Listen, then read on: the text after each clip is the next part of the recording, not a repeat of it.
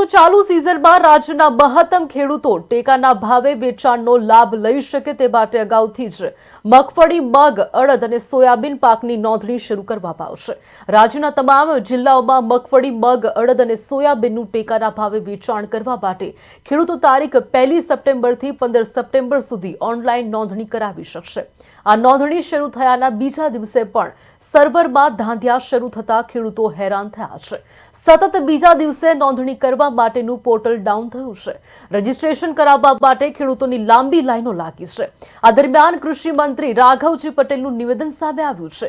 રાજ્યના કૃષિ મંત્રી રાઘવજી પટેલે કહ્યું કે ખેડૂતો પાસેથી ટેકાના ભાવે ખરીદી માટે તેમની ઈ સમૃદ્ધિ પોર્ટલ પર નોંધણી કરાવવામાં આવી રહી છે।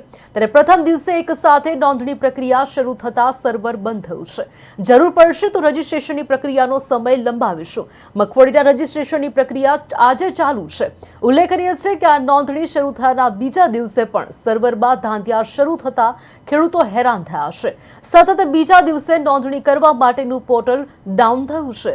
રજીસ્ટ્રેશન કરાવવા માટે ખેડૂતોની લાંબી લાઈનો લાગી છે।